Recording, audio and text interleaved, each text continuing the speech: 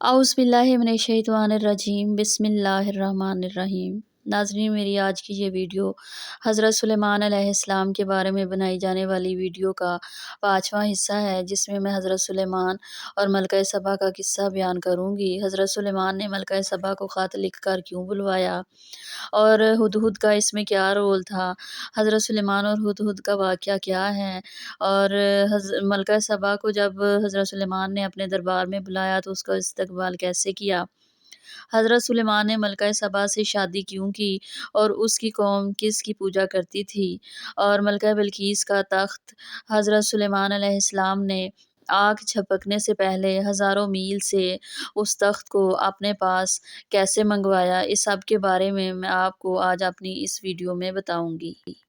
यूँ तो सभी परिंदे हज़रत सुलेमान अलैहिस्सलाम के मस्खर और ताबे फरमा थे, लेकिन आपका हुदहुद आपकी फर्माबरदारी और खिदमत गुजारी में बहुत मशहूर था। उसी हुदहुद ने आपको मलका सबा की मलका बिल्कीस के बारे में बताया। उसी हुदहुद ने आपको ये ख़बर दी कि वो एक बहुत बड़े तख्त पर बैठकर सल्तनत करती है और बादशाहों के शायान शान जो भी सरो सामान होता है वो सब कुछ उसके पास है, मगर वो और उसकी कौम सितारों के पुजारी हैं। इस खबर के बाद हज़रत सुलेमान अलैहिस्सलाम ने बिल्कीस के नाम एक ख़त लिखा और वो ख़त उसी हुदहुद को दिया और उसे कहा कि ये वहाँ तक ले जाए। तो यही हुदहुद ने किया। चुनांचे कुरान करीम का इरशाद है कि हज़रत सुलेमान अलैहिस्सलाम ने फरमाया, तुम मेरा ये ख़त लेकर जाओ और उनके पास ये ख़त डाल कर फिर उनसे अलग होकर तुम देखो कि वो क्या जवाब देते हैं। चनाचे हुदहुद ख़त लेकर गया और बिल्कीस की गोद में उसको डाल दिया। उस वक़्त उसने अपने गिर्द उमरा और अरकान सल्तनत का मजमा इकट्ठा किया।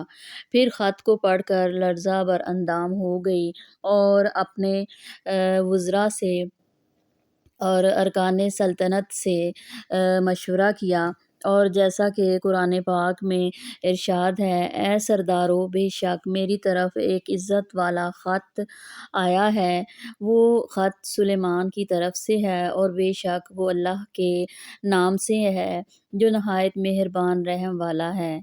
ये कि मुझ पर बुलंदी ना चाहो और गर्दन रखते हुए मेरे हजूर हाजिर हो।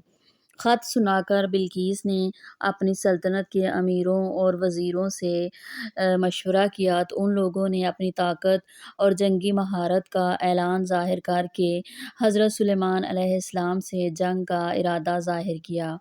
उस वक़्त अक्लमंद बिल्कीस ने अपने अमीरों और वज़ीरों को समझाया कि जंग मुनासिब नहीं है, क्योंकि इससे शहर वैरान और शहर के इज़्ज़तदार बाशिंदे ज़लील व ख्वार हो जाएंगे।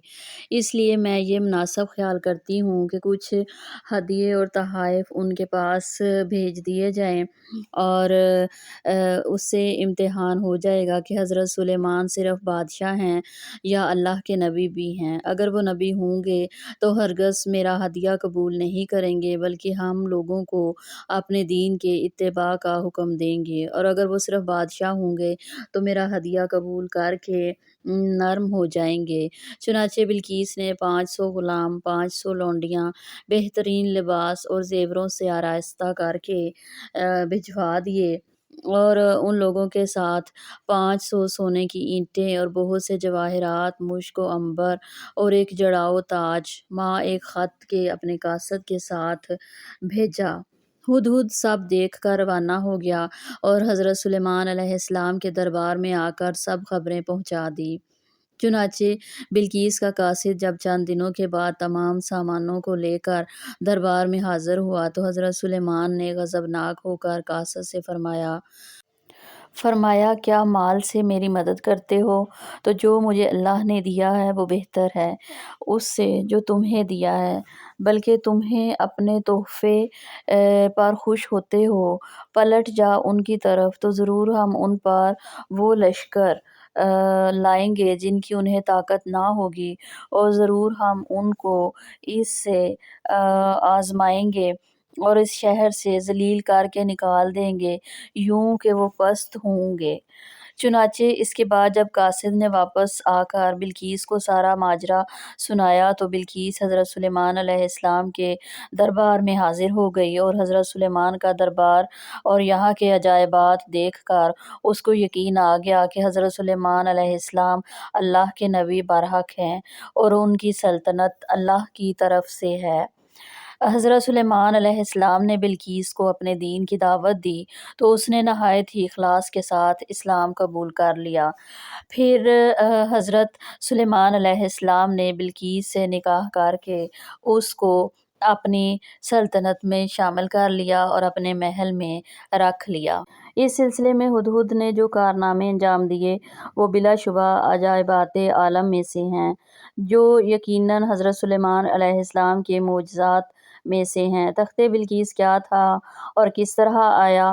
ملکہ سبا بلقیس کا تخت شاہی 80 گز لمبا اور 40 گز چوڑا تھا، اور یہ سونے، چاندی اور طرح طرح کے جواہرات اور موتیوں سے آراستہ تھا۔ جب حضرت سلیمان علیہ السلام نے بلقیس کے قاصد کو اور اس کے ہدیہ اور تحائف کو ٹھکرا دیا اور اس کو یہ حکم نامہ بھیجا کہ وہ مسلمان ہو کر میرے دربار میں حاضر ہو جائے، تو آپ کے دل میں یہ خواہش پیدا ہوئی کہ بلقیس کے یہاں آنے سے پہلے ہی اس کا تخت میرے دربار میں آ جائے۔ چنانچہ آپ نے اپنے دربار میں درباریوں سے یہ فرمایا۔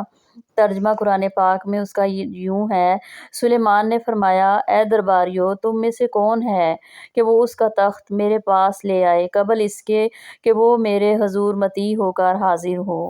ایک بڑا جن حاضر ہوا اور اس نے یہ کہا کہ میں قبل اس کے کہ حضور اجلاس برخاست کریں، اور میں بے شک اس پر قوت والا ایماندار ہوں۔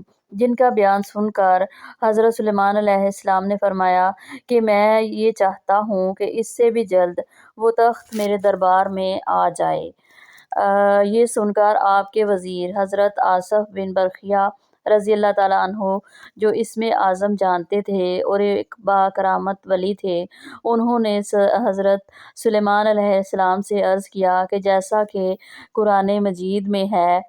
اس نے عرض کی، جس کے پاس کتاب کا علم تھا، کہ میں اسے حضور حاضر کر دوں گا ایک پل مارنے سے پہلے۔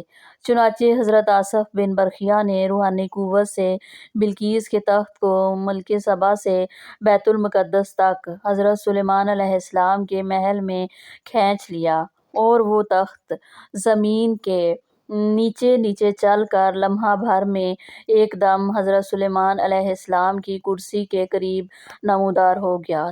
تخت کو دیکھ کر حضرت سلیمان علیہ السلام نے یہ کہا، یہ میرے رب کے فضل سے ہے تاکہ مجھے آزمائے کہ میں شکر کرتا ہوں یا ناشکری، اور جو شکر کرے وہ اپنے بھلے کو شکر کرتا ہے، اور جو ناشکری کرے تو میرا رب بے پرواہ ہے، سب خوبیوں والا ہے۔